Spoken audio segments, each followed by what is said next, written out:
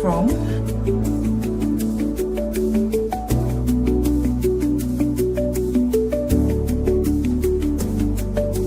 Good evening, good evening, good evening. I hope you're doing well.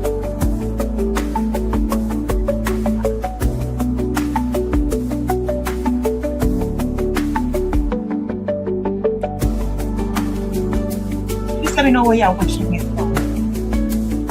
Good evening. When you come on, please share so that others will join as well. Good evening, good evening, good evening. It's always fun and exciting to be here. Let's see how we're doing on Facebook. Okay, TikTok. Oh, hi, Davi. I hope you're doing well. That's a good one. Good evening. You're watching me from Virginia. Awesome. I hope you're doing well. Please share. Share so that others will join. Let's invite others to join. Thank you for joining. Please let me know where you're watching me from.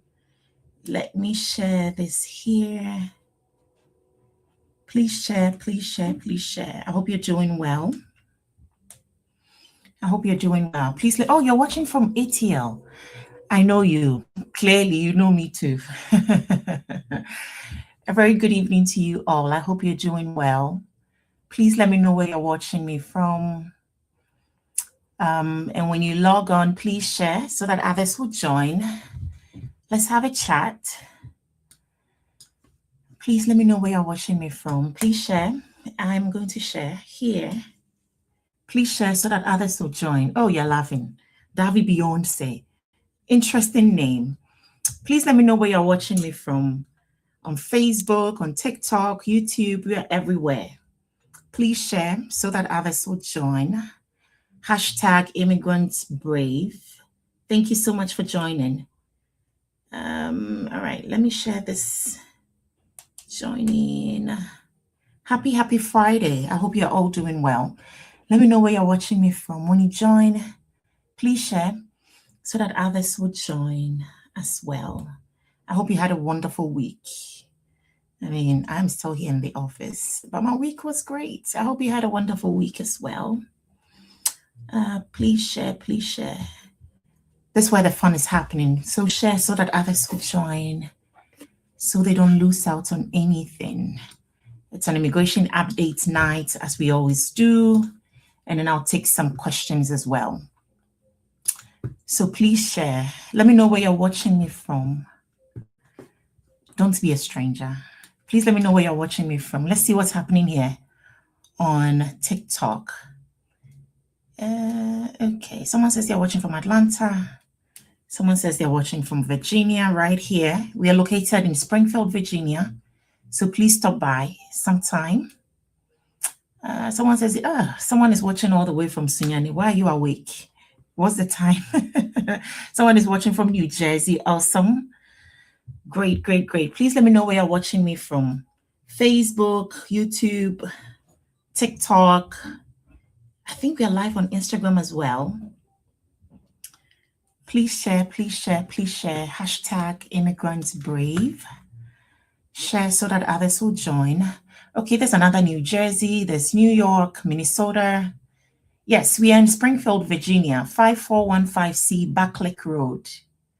So please stop by. Stop by sometime. You should. I look forward to seeing you. Okay, there's another Sunyani, there's Atlanta, there's Utah. I've lived in Utah. There's New York. Listen, I've lived in New York before. Okay. Denver, I know Denver very well. South Carolina, awesome. Thank you so much for joining. Thank you, thank you, thank you. Please let me know where you're watching me from. Please share. I want you to share when you come on so that others will join. We are going to learn about the latest immigration update on the pause of immigrant visas, what that entails. Are there any other option available? What is an immigrant visa?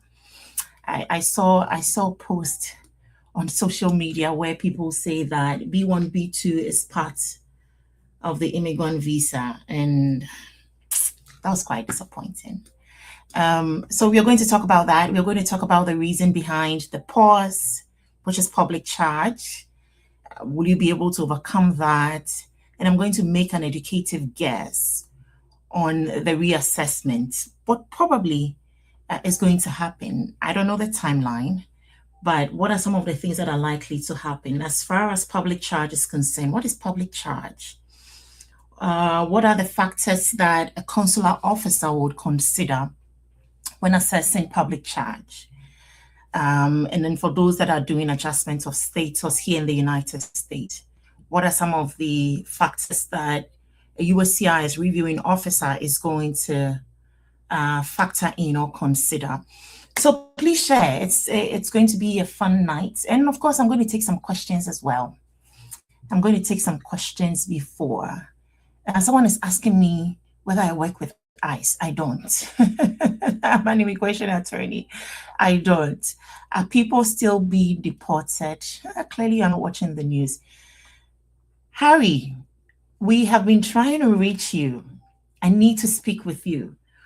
Before Christmas, we have called you twice. I personally left you a voicemail. Please, please, please, let's talk on Tuesday.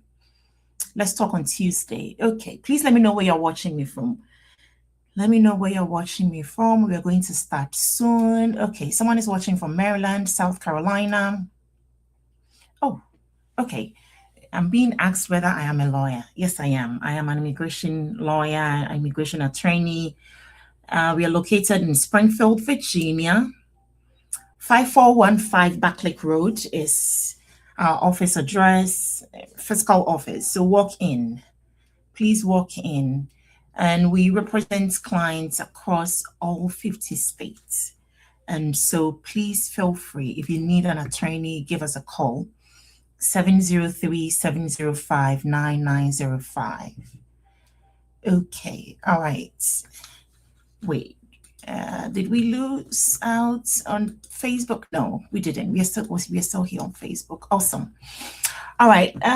So Facebook, let's see what's happening here. TikTok. TikTok is where the fun is. TikTok is where, okay, someone is watching from Ghana. Thank you. Upstate New York. There's another New York. Where did you live in? I lived on the Grand Concourse in New York. So I know New York very well. I'll take the questions. I'll take the questions. Please let me know if you can hear me. All right. Okay. So before we proceed,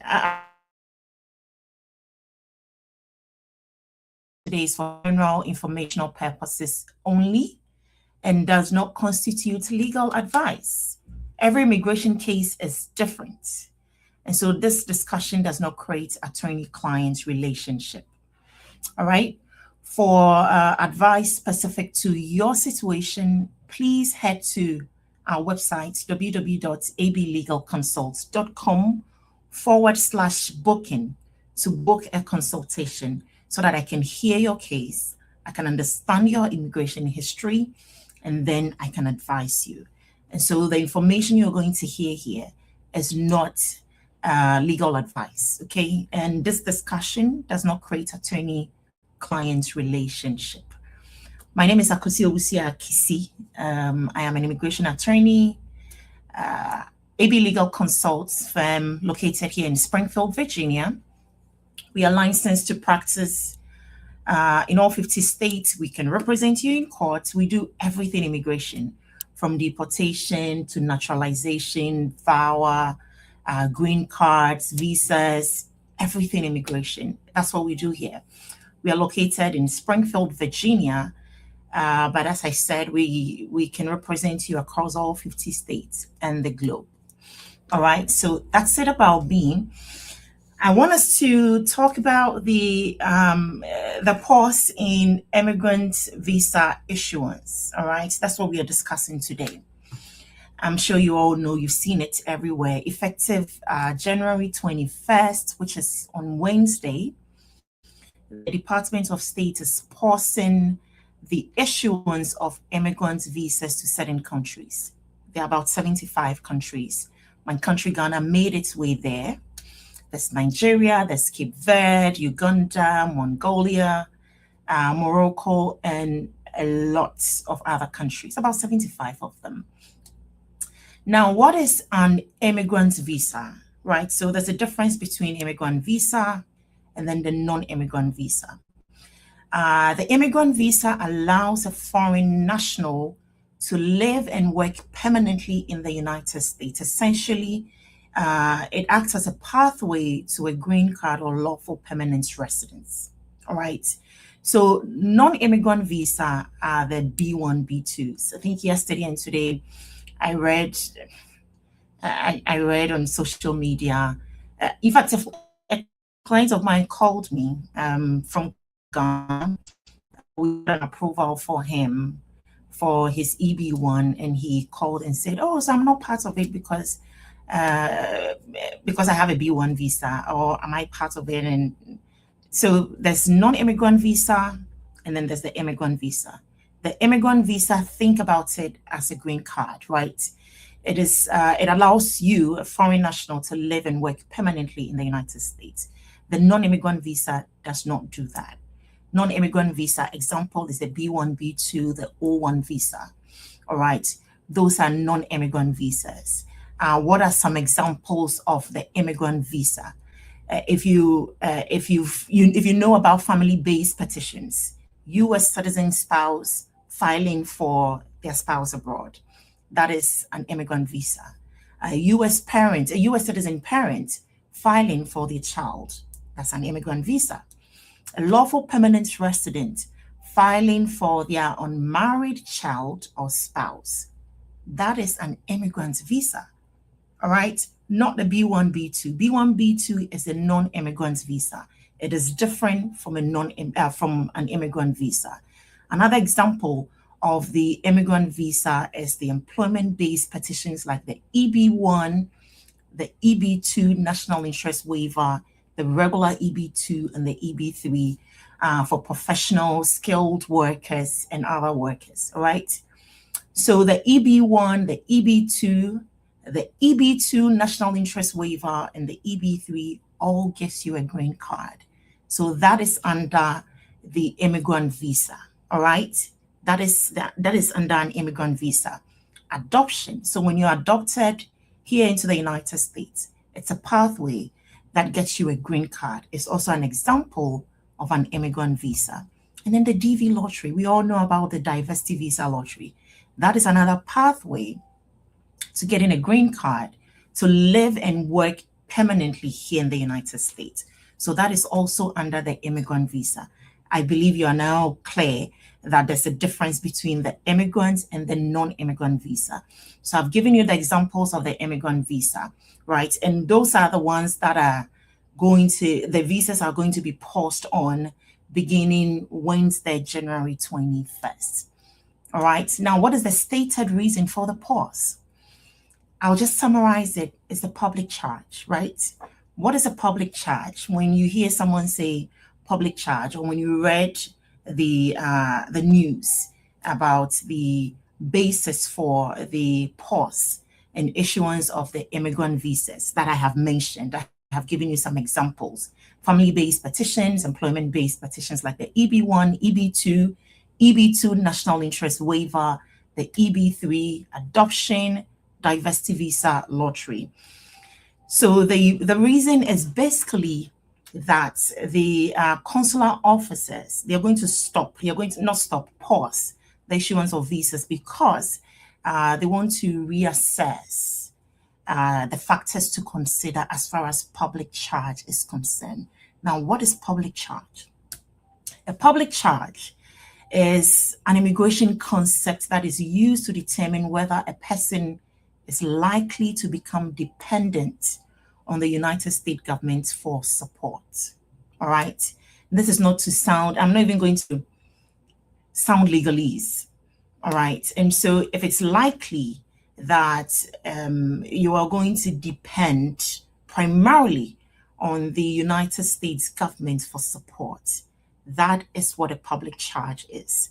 And so the reason for the pause in the issuance of immigrants visa is basically to reassess how consular officers evaluate whether an immigrant visa applicant is likely to rely on public benefits. All right. Now, where does public charge applies? Now you know what a public charge is. You know the basis for the news that came out yesterday, everybody making noise about it. You know what an immigrant visa is, but where does the public charge apply? All right. So if you're here in the United States and you are filing for an adjustment of status, which is the form I-485, public charge would apply. All right. Immigrant visa processing at the U.S. embassies, public charge applies. Change or extension of certain non-immigrant statuses here in the United States, in very limited cases, public charge would apply. All right. So you understand what public charge is. It is an immigration concept that is used to determine whether a person is likely to become dependent, primarily dependent on the U.S. For support. And you understand where it applies. Now, how is this evaluated? All right. How is this evaluated? Okay. If you have questions, by all means, please type it in. I will take a few questions when I'm done. And we'll see. I'll just take a handful of them when I'm done. Now, how is public charge evaluated? So the USCIS, when you're filing for adjustment of status here in the United States, and then the consular officer looks at the totality of the circumstance, right? So when you present your petition, whether here in the United States through to the USCIS or abroad through consular processing, the USCIS reviewing officer and the consular officer is going to look at the totality of the circumstances. Now, some of the factors are going to be your age. Let me tell you a funny story. My mom is 65 going on 66, and her best friend says she wants to relocate to the United States at age 65. She doesn't have children here, so no one is going to file for her, right? She doesn't have anyone filing for her. So she's coming in on a B1, B2 and try to adjust, do what, probably she's going to put herself on the dating market, I don't know, and then adjust to get a green card. But at age 65 going on 66, think about it. What can you possibly do? And so it's one of the factors that a consular officer will consider when evaluating public charge. Number two, health. When you are filing your adjustment of status here in the United States, you submit your medicals. You get immigration medicals done and you submit it to the USCIS. And the same is true when you're getting an immigrant visa from abroad. You submit your medicals. And so the consular officer and then the USCIS, if you're here adjusting your status here, or you're getting a visa through consular processing, your health, meaning that your immigration medicals is going to be assessed. And then family size.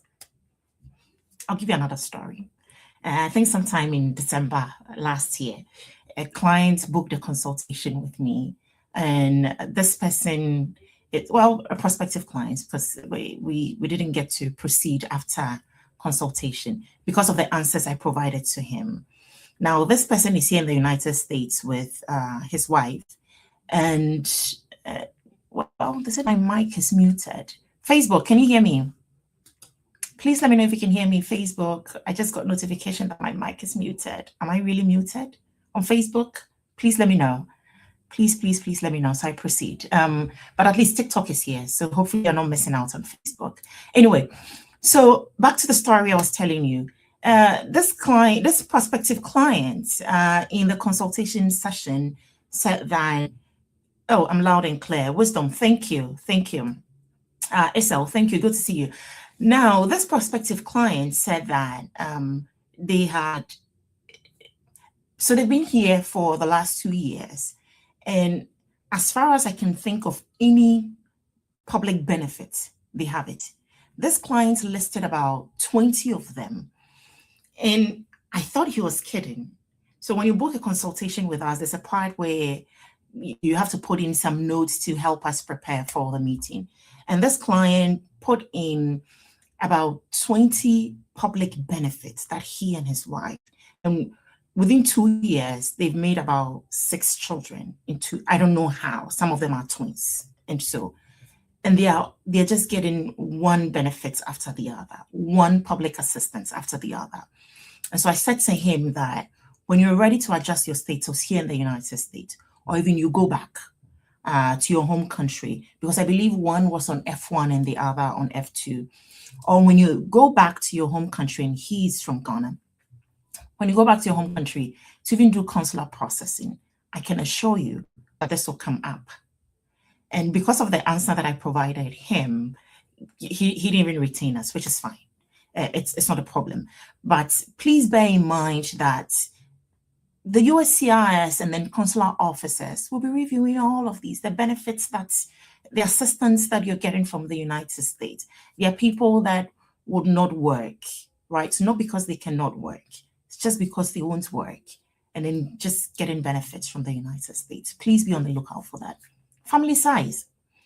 So your family size is also very important. It's a factor that will be assessed during public charge evaluation.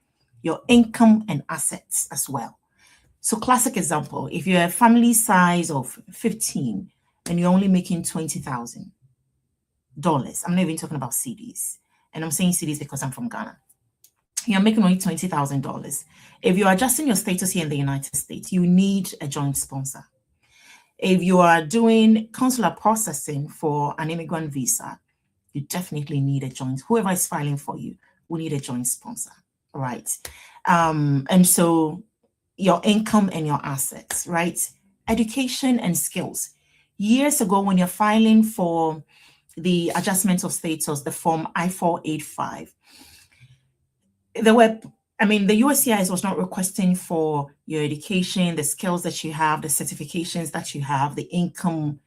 Many years ago on the I-485, it wasn't required, but now it is required. You're supposed to put in there your educational history, your employment history, your skill sets, any certifications that you have, because it is part of the public charge evaluation. All right. I also mentioned affidavit of support if and when required. So if your income is not enough because you have a huge family size or household, then you need a joint sponsor. And that's what I have seen. Sometimes when US citizens here are filing for their spouses or family members or children, whatever it is, and their income is not enough. Last year, I have a client who had filed for 7 children, right? Now, when their priority date became current and then consular processing kicked in, his income was only $42,000 for 7 children in Ghana. And so it became necessary that he got a joint sponsor, and the joint sponsor he got's income was not enough. And so he needed an additional. And so these are some of the factors that consular officers and then USCIS are going to look at when evaluating public charge: your age, health, family size, income and assets, education, skills, and then affidavit of support as well. Now, public charge is about whether the government believes you will depend primarily on assistance or long-term care in the future here in the United States. And so these are the factors that will be evaluated. And remember that when it comes to immigration benefits, it's purely discretionary. I cannot say this enough. Immigration benefits, purely discretionary. So an officer can decide whether or not to issue the visa or approve your petition. Of course, the laws are there, but if it is likely that you're going to depend on the government, given the totality of the circumstance, if I were a consular officer, please don't judge me, I'm not one, but if I were a consular officer and a whole family comes to get a visa, there's just one sponsor, little income for about 7, I'm going to deny the visa. And it's the same thing that another consular officer will do. Even when I am preparing petitions and I check the income and it's not enough, typical immigrants, they'll fight you. They don't even understand why you're saying that the income is not enough and so you need a joint sponsor.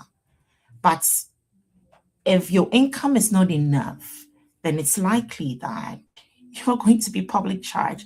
Age, health, family size, income and assets, education and skills, affidavit of support if required. These are some of the factors that the USCIS or consular officer, I beg your pardon, is going to evaluate for public charge. Now, we understand that it's a pause, right, in the issuance of immigrant visas. We know the difference between immigrants and non-immigrant visas. We know that the stated reason is public charge. We understand public charge. We know where it applies. We know the factors that USCIS officer, if you're doing adjustment of status here, is going to consider, and we know what consular officer back home is also going to consider when evaluating your petition, right? The totality of the circumstance, right? So at this point, knowing what we know, should you proceed with your immigrant visa petitions? Whether your parents or your spouses are filing for you abroad, or you're filing for an employment base like the EB1, EB2 NIW. So there's a difference between the EB2 and the EB2 NIW, or the EB3. Should you pause or proceed? I'll answer this question shortly. Let's see if there are a few questions here. All right, so there's a question on Facebook from Jerry Thomas. Will petitions be continued to review or pause as well? Petitions are going, and I'm going to talk about this. All right, petitions are going to be reviewed. And so please, please, please apply. All right. Does 39 country lists impact adjustment of status for people who are already in the United States? Like I said, if you're here in the United States and you're applying for an adjustment of status, the form I-485 asks certain questions that, of course, the reviewing officer is assessing all those for public charge. And so, yes, but the issuance of visas is for those abroad, not for adjustment of status. So if you're physically here and you're undergoing adjustment of status, please, you are not part of that pause, right? So the pause is for those abroad that are undergoing consular processing. All right. All right. So let's see what's happening here on TikTok. I'll take a few questions and then I'll answer the question whether you should proceed, because I got lots of questions on this yesterday. I'll be answering that. Let me take a few questions on TikTok. All right, Harry. Yes, please call me. Call me on Tuesday or just send me an email, or you have the WhatsApp number. Send me a message on WhatsApp and I'll give you a call. All right. Okay. So please tell when USCIS would. I don't understand your question. If I don't understand your question, I won't read it. And please summarize your questions. Please summarize your questions. Okay. The one who says, I want to file for VAWA, right? Please book a consultation with me, all right? Please book a consultation. Oh, someone says Utah. Okay, you're watching from Utah. Thank you, thank you, thank you. All right, let us proceed. Should you proceed with your immigrant visa petitions like the EB1, the EB2 NIW, the EB2, the EB3? My answer is yes.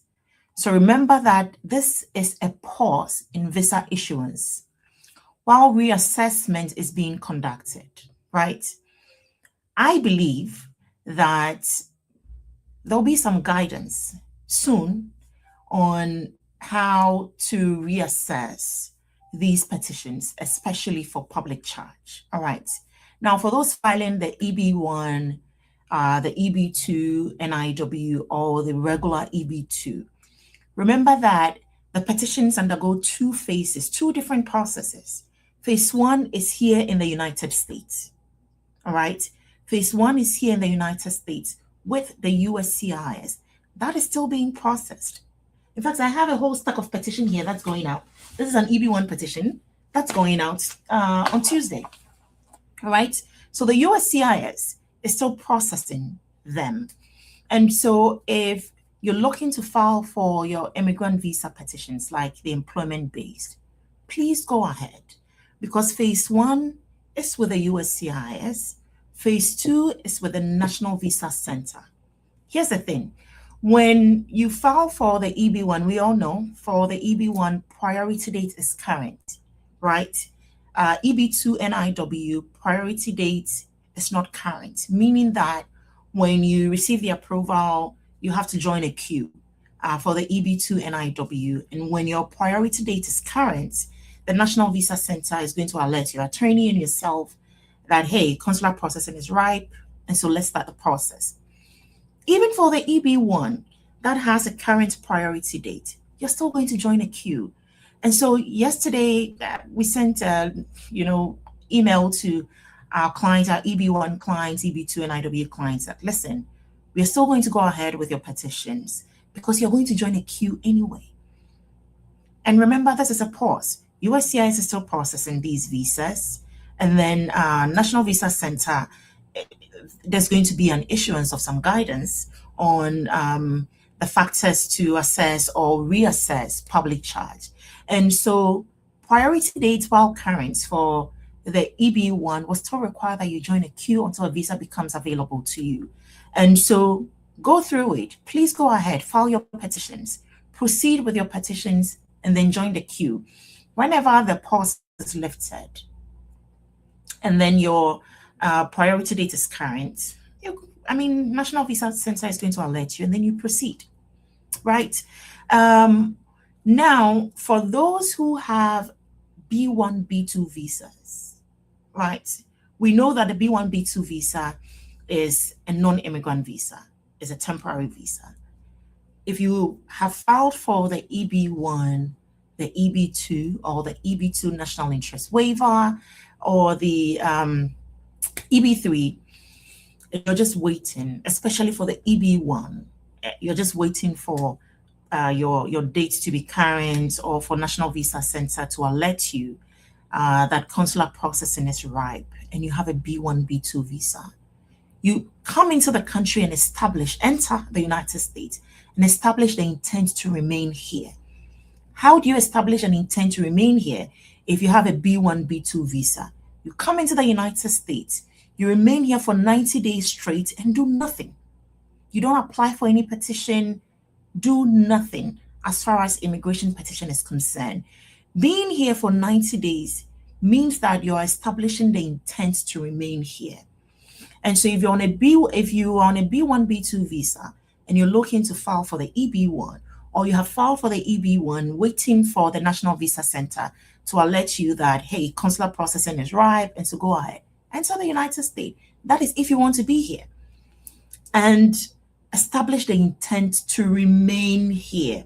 It's one thing entering the country on a B1, B2. It's another thing establishing the intent to remain here. And you can only establish that intent to remain here by being here for 90 days and doing nothing. After establishing your intent to remain here for 90 days, you can go ahead and adjust your status. You can go ahead and apply for your EB1 petition, all right? And if you know anything about the EB1, you know that if you're physically present here in the United States and you file for the EB1, you can file for your adjustment of status at the same time concurrently. So you can file for the I-140, file for the I-485, I-765 at the same time. And so you don't necessarily have to wait and undergo consular processing. So long as you want to be here and you have a B1, B2 visa, you can enter and establish the intent to remain here. Now, don't just come in here because you have a visa and you're looking to adjust. Be mindful that you can be charged for fraud as well, if the sole purpose of entering is just to adjust your status. And so be mindful of that as well. All right. But if you have a B1, B2 visa, you enter into the country, establish the intent to remain here, because your B1, B2 visa is temporary. It doesn't allow you to remain here beyond the required stay that you're granted on your I-94. Last week we spoke about I-94, so I'm sure you all remember what the I-94 is. All right. Okay. For EB2 NIW, I don't recommend that if you have a B1, B2 visa, you enter into the United States and then file. Why? This is because for the EB2 NIW, you have to wait for your priority dates, which can go depending on the country you come from. I mean, some countries are waiting for more than 11 years. But for my Ghanaian clients, it's been a year and a half, between a year and 2 years. I haven't seen anyone wait for 2 years, but most of them has been between a year and a year and a half. And so for some of my clients that we filed for them sometime October 2024, their priority days are current, and we are now filing the adjustment of status for them.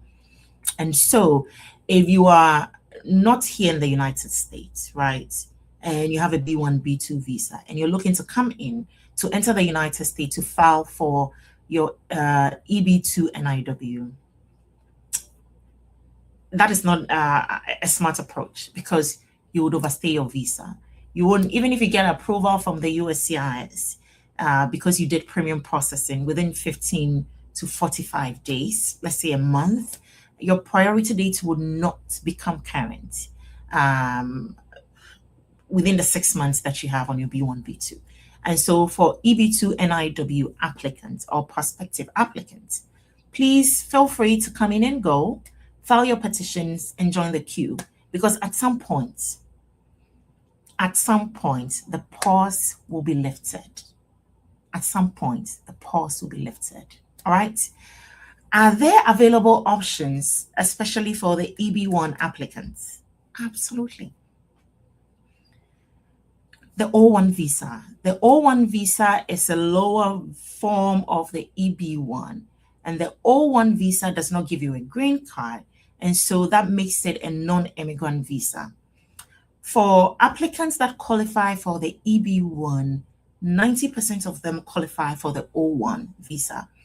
And so if you're looking to file for the EB1, which is an immigrant visa, and you're from Ghana, Nigeria, or any of the 75 countries that are undergoing the pause and the issuance of the immigrant visas, please, please, please, the O1 visa is available. It is a non-immigrant visa. And so once you file for that petition and you receive an approval, you should be able to get your visa, come into the country, and you can work. All right. For the O1 visa, it's a work permit, and it can be anywhere between several months to 3 years, depending on the itinerary that you submit to the USCIS. So if approved, you can get a work permit for up to 3 years on the O1 visa. And so you come in, work, and if you do qualify for the EB1, you can upgrade your petition by filing for the EB1 here in the United States. And you are still going to be in status. You know why? Because depending on the itinerary that you submit to the USCIS, the O1 visa, as I said, you can get an approval from a couple of months to 3 years. The work permit is up until 3 years, depending on the itinerary that you submit to the USCIS. And so if you believe you qualify for the EB1, then you may qualify for the O1. The EB1 is an immigrant visa. If you're from Ghana, Nigeria, or any of the 75 countries, look at the O1 visa, which is a non-immigrant visa, meaning that when the USCIS approves it, you can get a visa, come into the United States, and then you can file for your EB1 here in the United States. All right. All right. So what's next? My educated guess is that because the pause is for the reassessment of public charge, I believe that the consular officers are going to be very big on finances.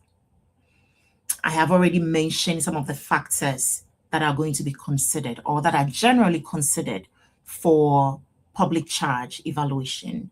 My educated guess is that consular officers are going to be very big on finances.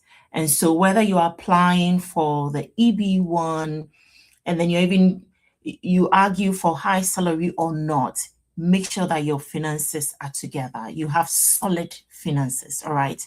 Your health is good, your family size and income match, and whether you're being filed for, your parents are filing for you or your spouses are filing for you, it's important that your finances are good enough. It's one of the main factors that I know that the consular officers are going to evaluate or be big on once the pause is lifted.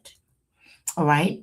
And like my mom's best friend, she said she was going to watch tonight because I said I was going to tell her story here. At age 66, I don't see why you're coming to the United States on a B1, B2 to struggle and then try to adjust your, I mean, you don't have relatives here. I don't even think you're going to get a visa. I'm sure she's watching. She said she was going to watch.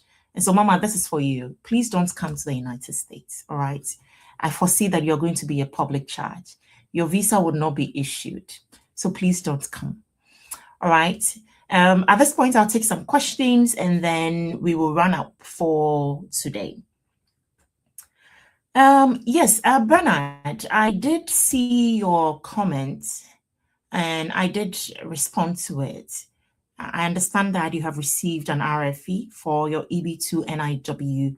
Please send the RFE to info at ablegalconsult.com and head to our website to book a consultation with me.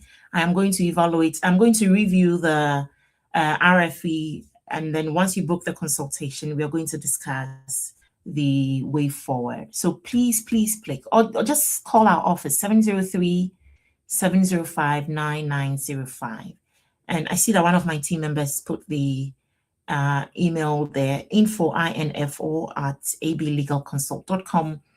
And please go ahead and book a consultation or just call the office as well. All right, so I'm going to take a few more questions here on TikTok, and then we will all have a wonderful weekend. All right, is marriage-based petitions part? How do I answer this question? Because if the marriage-based petition is being filed here in the United States, then not entirely, but your form I-485 is going to be evaluated for public charge.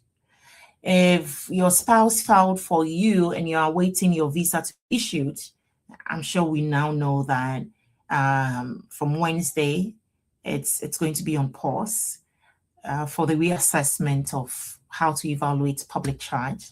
So that is my answer for you. All right. Okay.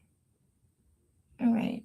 So after my I-130 is approved, what do I do? I am married to a US citizen. If you're married to a US citizen and you have an approved I-130 and you're here in the United States, please go ahead and file for your adjustment of status by filing the form I-485. I don't recommend that you do it yourself. Please retain the services of an attorney. Pay an attorney. Please pay. This year, I don't want anyone to call me and say, I have one question. Once you answer, then there's a follow-up. No free consultation this year. No free consultation this year. And so I don't recommend that you file the I-485 yourself. Please pay an attorney to file or submit the petition for you. Is it true that Ghana is not part anymore? I don't know where that is coming from. The last time I checked, Ghana was part. I think I saw an update by the Ghana ambassador to the US clarifying that the B1, B2 is not part of the new guidance. When we started this, I did explain the difference between a non-immigrant and immigrant visa. So definitely B1, B2 is not part of it. As to whether Ghana is not part, I haven't read that. I haven't seen that update. I checked before coming in here. So I don't know where you're getting that news from. Please let me know. I'm happy to read your source as well. All right. I am a migration specialist mediator. Let's work together. No, thank you.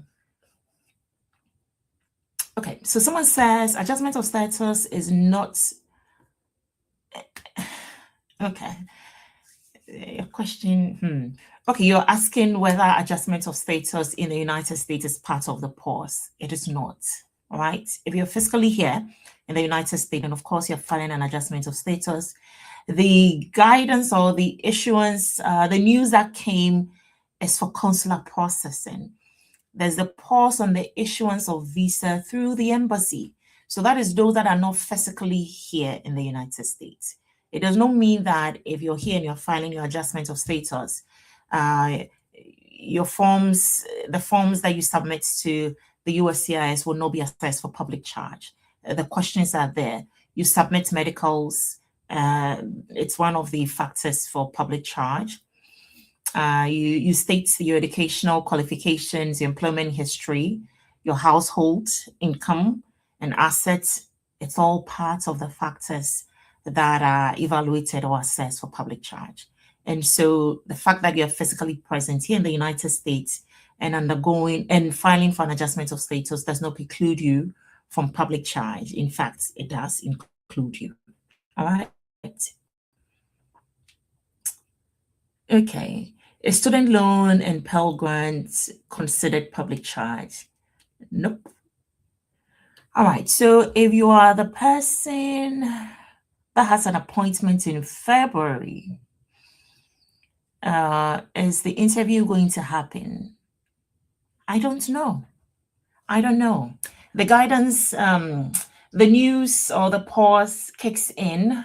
The pause kicks in effective January 21st. And so if you have an interview in February, if your interview has already been scheduled in February, I'm not sure what is going to happen. We have to wait and see. We have to wait and see. So long as your interview has not been canceled, maybe you would attend interview, but the visa would not be issued. All right, it's possible that interviews will still be conducted because the directive says that there's a pause on the issuance of visas, not a pause in the attendance of interview. And so it's likely that interviews are going to proceed.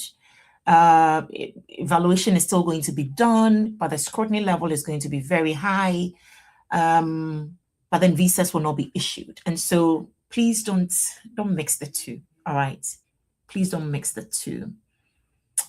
All right. Can I renew my driver license with I-485 receipt? That's a very good question. In December, a couple of my clients in Atlanta couldn't. In fact, two of them couldn't.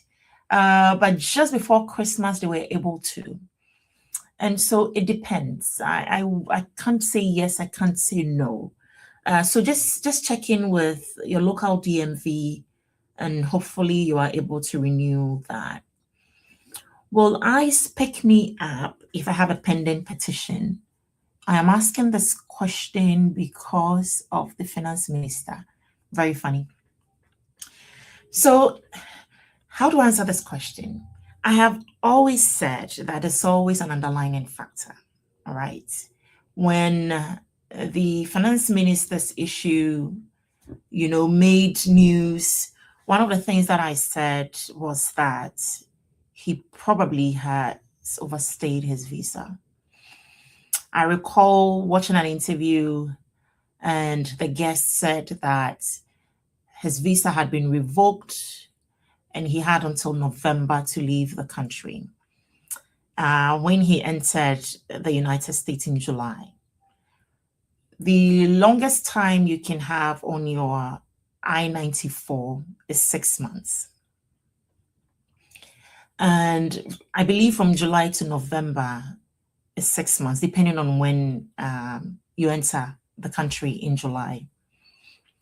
And so to the extent that a visa is revoked, I remember watching that interview and I said, no, it's probably because he had overstayed his visa. And so to answer your question, because there's always an underlying factor, always, all the time, I am yet to meet anyone who has been detained for no reason. Don't get me wrong. You can be caught up in the wrong place and be detained. But once you are able to prove that you just got caught up in that system because you were in a wrong place, the right place at the wrong time, you should be released, right? If you have overstayed your visa, that alone is a deportable issue. You can't be deported if you overstay your visa. All right. And the fact that you have a pending petition, and I said this last week, that having a pending petition does not confer on you an immigration benefit. It doesn't confer a status. It doesn't give you a green card. And so the fact that you have a pending petition does not mean that you have a green card. And so if you overstay your visa and you have a pending petition, can you be removed? Can you be detained? Absolutely. You can be detained. And so I believe I have answered your question. I'm not saying live in fear, but I have answered your question. All right. That is it likely that you can be detained? Yes. If you have overstayed your visa, absolutely.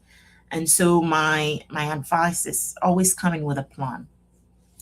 Don't just pack up and come into the country. And I know oftentimes when you say this, people tend to say it's because you are here. That's what you're saying. We shouldn't come, but you should come in with a plan. Have a strategy in mind before you enter the United States. I'll take 2 more questions and I'll be out of here.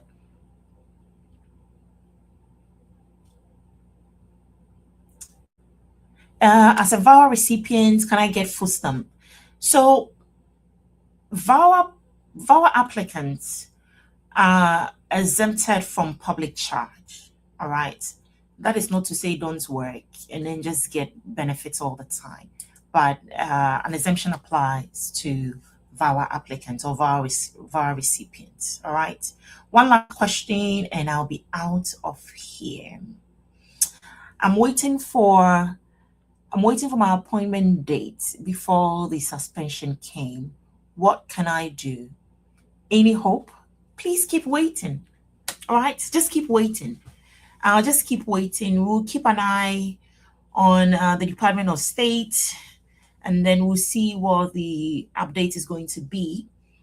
But in the meantime, for immigrant visa applicants, please, I have mentioned the factors that are considered for public charge.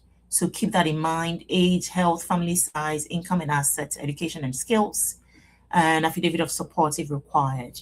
Please have that at the back of your mind whilst you wait or prepare for your immigrant visas. All right. I've had a wonderful time. I hope you have too.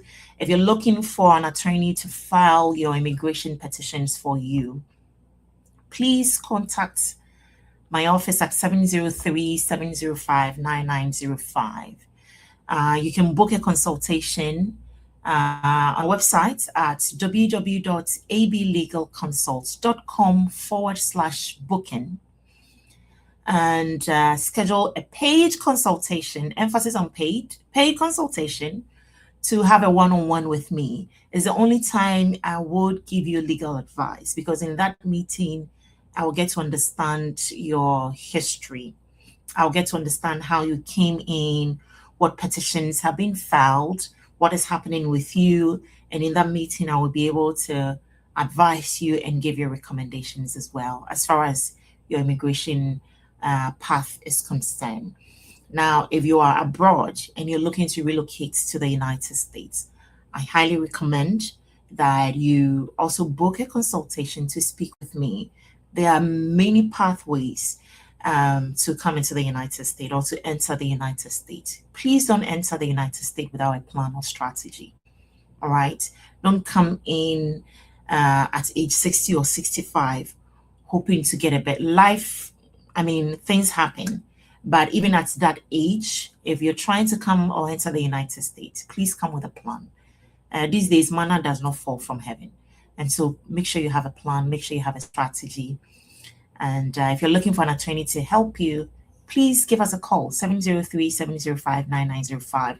You can send your inquiries to info at ablegalconsult.com. And please follow us across all our social media pages, AB Legal Consult, on LinkedIn, YouTube, Facebook, Instagram, what am I missing? And on X as well, AB Legal Consult, for all immigration updates. And I look forward to coming here again next week, Friday. If there's any particular topic you want to hear me talk about, feel free to send us an email or slide into our DMs, and I will come and do justice to the topic. Enjoy your weekend. Monday is a holiday. We are not working on Monday. You can by all means call, leave your voicemails. We'll check it on Tuesday. And if we miss your emails over the weekend, it's because it's weekend and we have to rest. And so I look forward to coming your way next week, Friday. Enjoy your weekend. Stay well and stay blessed. Good night.